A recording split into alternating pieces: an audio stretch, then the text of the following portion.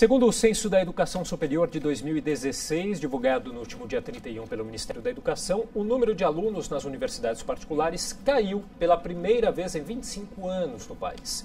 Para repercutir um pouquinho as mudanças que vêm ocorrendo na educação superior no Brasil, eu recebo agora o professor da Faculdade de Educação da Universidade de São Paulo, Ocimar Alavarce. Tudo bem, Ocimar? Tudo bem, Felipe.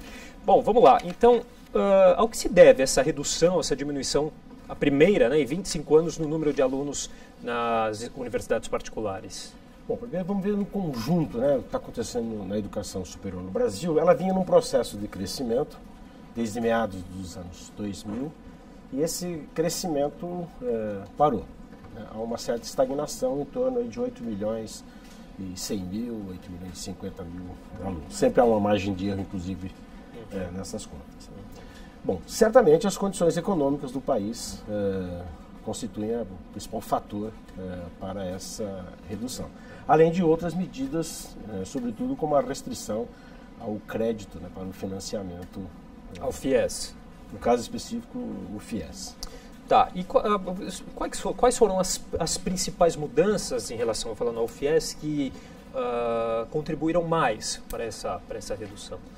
Bom, os critérios que restringem o acesso, inclusive a oferta, na quantidade de contratos que o governo federal disponibiliza, então isso certamente pesou. Mas é importante destacar que frequentar um curso na educação superior tem um chamado custo marginal. E como no Brasil, em função das dificuldades da educação básica, os alunos dessa educação superior são alunos mais velhos, que em geral têm já compromissos familiares, e isso faz com que eles tenham que organizar os seus gastos pessoais não só com as mensalidades, mas também com outras obrigações familiares. Então, quando há uma restrição no emprego, por exemplo, no caso até do desemprego, evidentemente que isso começa a colocar a decisão para esses estudantes se compensa continuar estudando ou cumprindo essas obrigações. Então, certamente esse é o cenário que estaria por detrás dessa estagnação, digamos assim, das matrículas na educação superior. Levando em consideração que grande parte aí do ensino superior é composto pela rede privada, É da ordem de 75%. De cada 4 alunos na educação superior brasileira, só um está em instituição pública. Agora, essa redução ela foi observada de 2015, na comparação de 2015 e 2016, é isso, O último levantamento que a gente tem. De quanto que foi essa redução?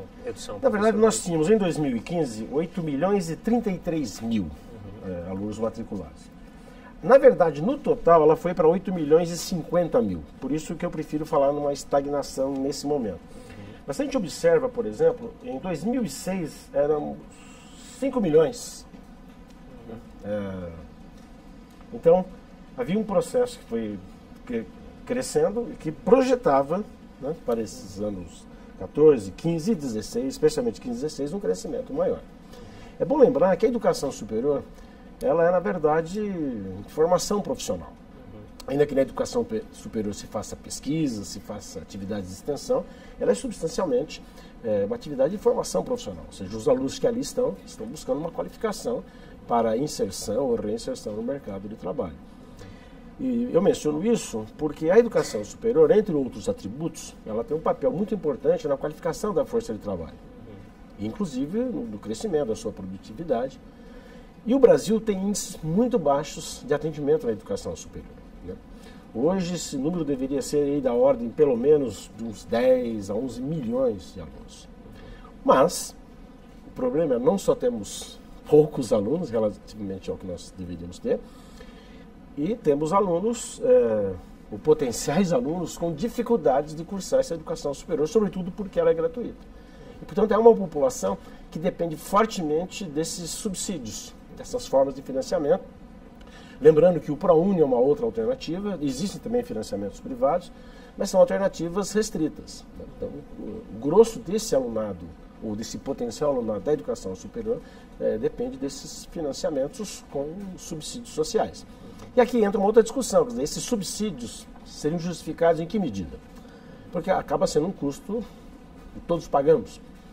mas se justificaria porque é um tipo de investimento que está se fazendo, como eu disse, entre outras características, para a qualificação da força de trabalho do país. E nós tivemos uma retração na oferta desse crédito oficial, no caso do FIES.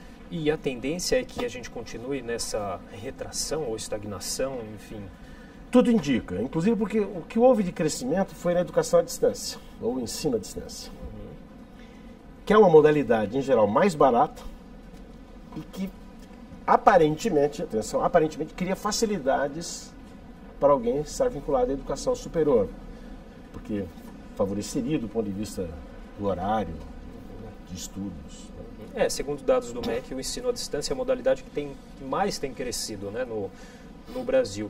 Tem um perfil do estudante que escolhe por essa modalidade? Em geral, ele é o estudante mais velho, é aquele que já está trabalhando e que teria dificuldades não só financeiras, mas dificuldades, digamos assim, físicas, né, de acompanhar um curso presencial. Então, esse é um tipo de aluno para quem o ensino à distância seria uma solução. Eu digo seria porque também é preciso destacar que a educação à distância ela tem uma taxa de evasão muito alta.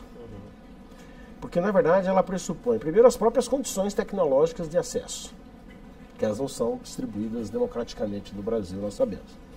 Depois, ela cria uma certa ilusão na medida em que ela demanda um esforço muito grande desse estudante, ele tem que se impor um ritmo de estudos, aliado às outras necessidades que ele já tem na sua vida pessoal. Ademais, há questionamentos da qualidade de alguns desses cursos, sem com isso condenar o ensino à distância, mas que muitas vezes a ausência, né, de um professor ou a própria presença dos colegas para a interação poderia comprometer a formação profissional desses estudantes.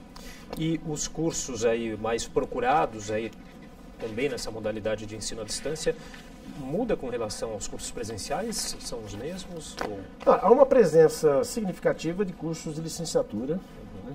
Mas há uma distribuição também nos cursos chamados tecnológicos e nos bacharelados, que são os 3 grupos de cursos na educação superior. De toda maneira, são aqueles cursos que não demandam, né, por exemplo, a aprendizagem de técnicas, né, que não demandam a aprendizagem com equipamentos que só possíveis na educação presencial.